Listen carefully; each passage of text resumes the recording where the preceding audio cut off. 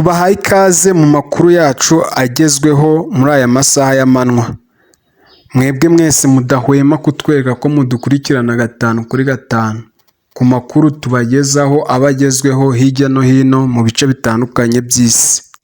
None ku itariki ya 31 Mutarama imigwano yakomeje hagati ya M23 n'ingabo za Congo.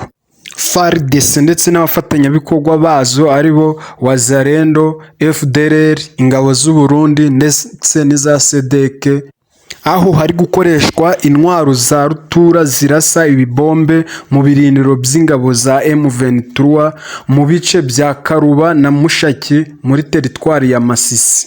Kuri ubu noneho urusaku rw'amasasu rw'imbunda za rutura rutangiye kumvikanira mu mujyi wa Goma.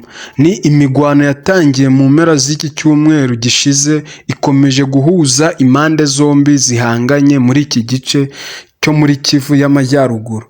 Nk'uko amakuru agera ku kinyamakuru cyacu abivuga, abaturage bo mu mujyi wa Goma bakomeje kumva urusaku rw'amasasu n'ibibunda bya rutura aremereye ku buryo benshi bumva ko begereye umujyi wa Goma. Kandi nanone aya makuru turi kuyakesha mugenzi wacu uherereye mu mujyi wa Goma, aho avuga ko ibisasu biri kurasa ukagira ngo bari kubirasa mu mujyi rwagati. Avuga ko urwo rusaku rwinshi rw'imbunda rwatangiye kumvikana mu duce turimo nk'ahitwa Mugunga, Ndosho ndetse na Keshero mu nkengero z'umujyi wa Goma. Ibi akaba aribyo byakomeje gutera ubwoba abaturage bo mu mujyi wa Goma cyane ku buryo benshi muri bo bari kurara hanze baniteguye guhunga isaha iyo ari yo yose, kuko bumva ko urugamba rwabegereye cyane bashobora nabo kuhasiga ubuzima nko mu tundi duce tumazemo imigwano cyane cyane nka Mweso, kuko hagiye hapfa abaturage benshi cyane.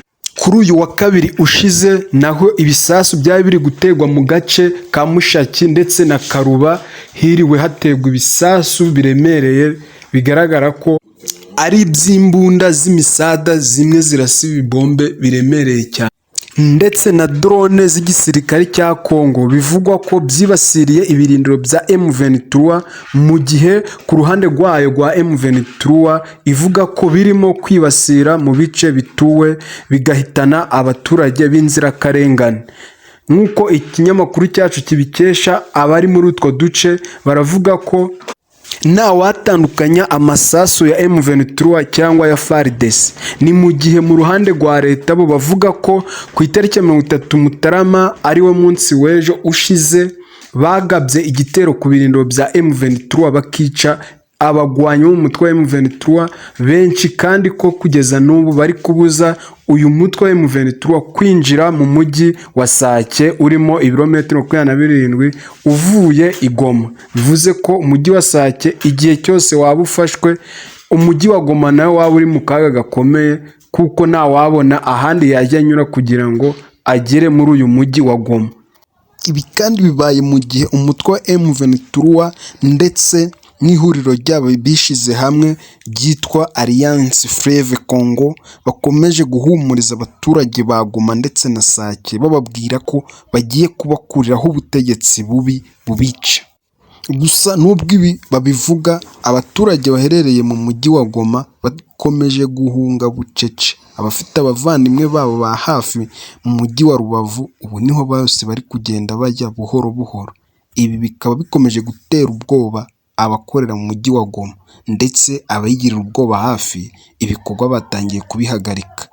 Mu yandi makuru kandi byamenyekanye ko hari abana benshi bashizwe mu gisirikare n'ingabo za Congo, biganjemo abahungu cyane cyane bo mu teritwari ya Masisi, ndetse abandi bakuwe mu mashuri. Hakaba hari n'ikibazo cy'abana bavuye mu mashuri, ndetse inyeshamba n'abandi bafatanyije n'ingabo za Congo bakaba baragiye bafata ku ngufu abo ngabo. Nubwo n'ubundi tutakiraniza ko n'izindi nyeshamba na M23 bishoboka ko nabo baba hari ibyaha bagenda bakora kubera aho baba bari.